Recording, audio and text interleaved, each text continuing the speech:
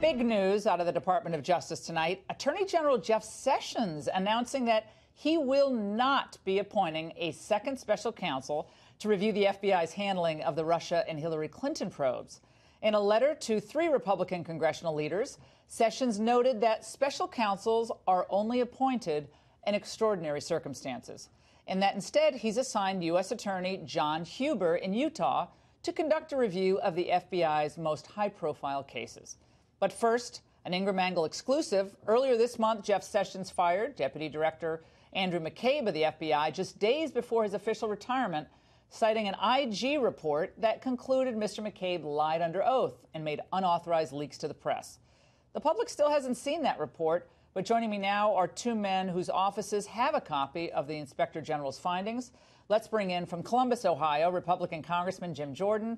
And with me here in studio is North Carolina Congressman Mark Meadows, also Republican. So let's start with you, Congressman Jordan. What's the headline that's going to come out of this Inspector General report? Well, we don't know what will come out of that, but we do know about Andrew McCabe that he didn't lie just once, he lied 4 times. So 4 times he lied to James Comey, he lied to the Office of Professional Responsibility, and he lied twice under oath to the Inspector General. And remember, this is Andrew McCabe, Deputy Director of the FBI. This is Andrew McCabe. The text messages between Peter Strzok and Lisa Page talk about Andy's office, the meeting where they talk about the insurance policy in case Donald Trump is actually president of the United States. So that's why this is significant. And again, it wasn't once, it wasn't twice, wasn't even 3 times. 4 times he lied about leaking information to the Wall Street Journal about the FBI. Congressman Meadows, he was adamant in his op-ed that his career, speaks for itself, that he was authorized to speak as he did to the press, and yet you guys are saying he's lied 4 times. Well, I think it's not our words. It's actually the independent investigation that was done by his colleagues. And so when you read it, it's not about politics. You broke the news. Actually, you broke the news right here just a little over a week ago now. And what we're finding is everybody's saying, well, this is political in nature. But when you read the report, you see that it's not political because under oath and certainly with the investigation, it was a real problem. But here's why it's critical. Yeah. Here's why it's critical. The Attorney General Sessions just talked about extraordinary circumstances.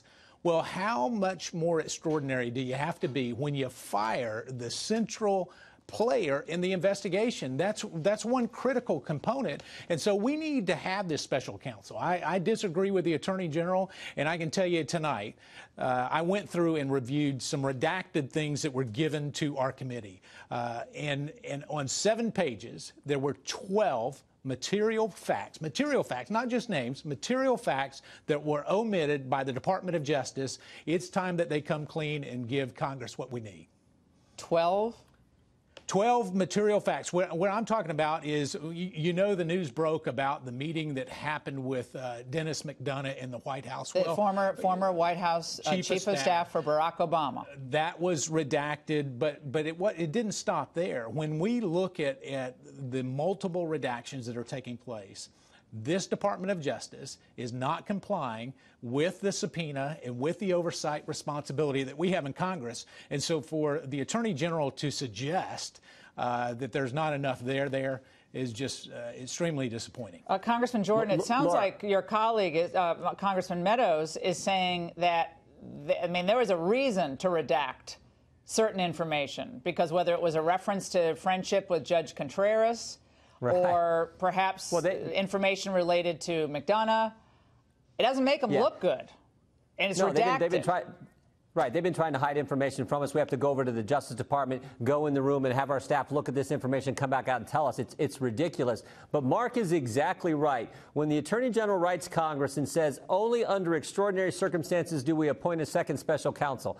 Well, how about these facts, Laura? James Comey's been fired. Deputy Director Andrew McCabe has been fired. Jim Baker, former Chief Counsel at the FBI, has been demoted and reassigned. Peter Strzok, former Deputy Head of Counterintelligence, has been demoted and reassigned. And Lisa Page, former FBI counsel, has been demoted and reassigned. If those aren't extraordinary circumstances warranting a second special counsel, I don't know what the heck is. So I don't know why the Attorney General keeps postponing this. Everyone in town knows we need a second special counsel to get to the bottom bottom of this. How can Mr. Huber, and he's probably a great lawyer, I don't know much about Mr. Huber from Utah, but how can he investigate his boss, Rod Rosenstein? That's who he reports to. Mr. Rosenstein is involved in all this FISA abuse that we think took place. So you have to have a second special counsel. I hope Jeff Sessions figures that out and names one very soon. This is what one of your chief critics on another network said under questioning. Let's watch.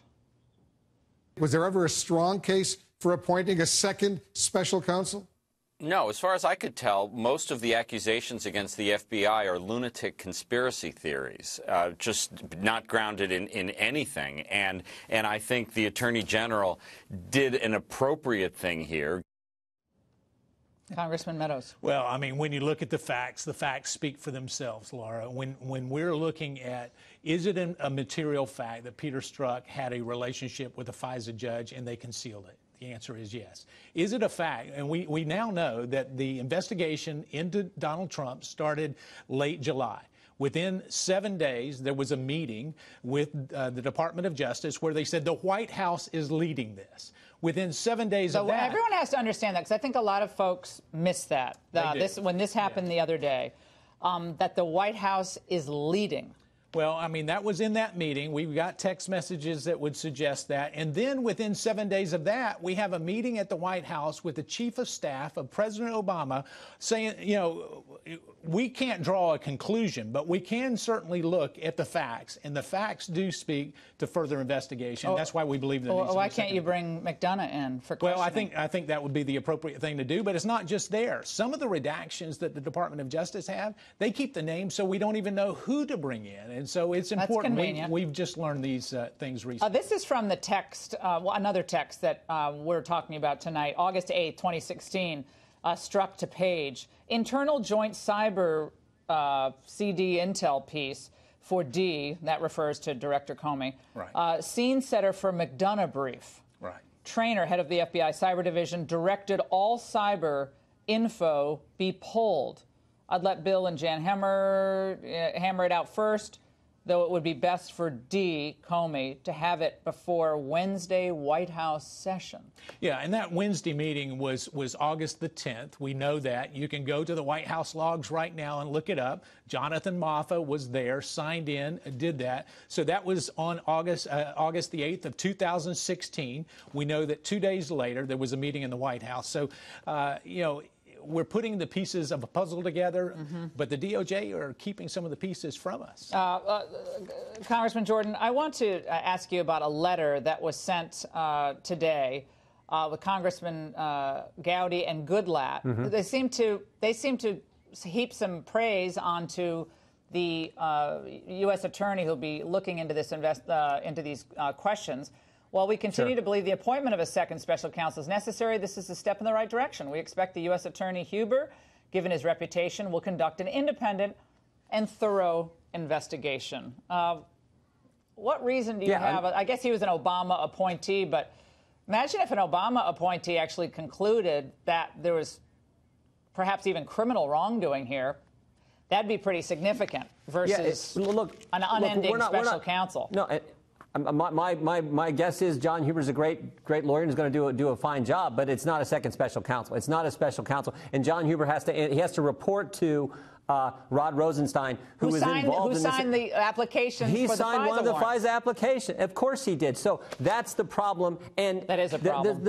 The simple fact remains, these are extraordinary circumstances. Those top 5 people at the FBI, they were involved in, we should never forget this, they're the ones who put this dossier together, dressed it all up like it was legitimate intelligence, took it to the FISA court, and didn't tell the court the whole truth, namely who paid for the dossier and the fact that the FBI had terminated their relationship with Christopher Steele, the author of the dossier, and they didn't disclose that to the court. So those are all key facts. That's why a second special counsel is certainly warranted under these extraordinary circumstances. For cases this big and this monumental, this consequential, you can't omit material facts. You have to disclose conflicts, apparent conflicts, the appearance of it. It all has to be disclosed. Otherwise, no one who understands legal matters, at the very least, and many in the public, will not have a lot of faith in this investigation. That's just how it works. That's how it works in legal settings like this. It's crazy. Laura, it's supposed to be the truth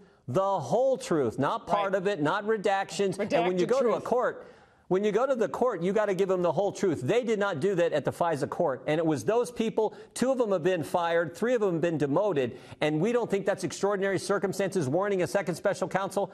I mean, tell me some fact pattern that would then, Mr. Sessions.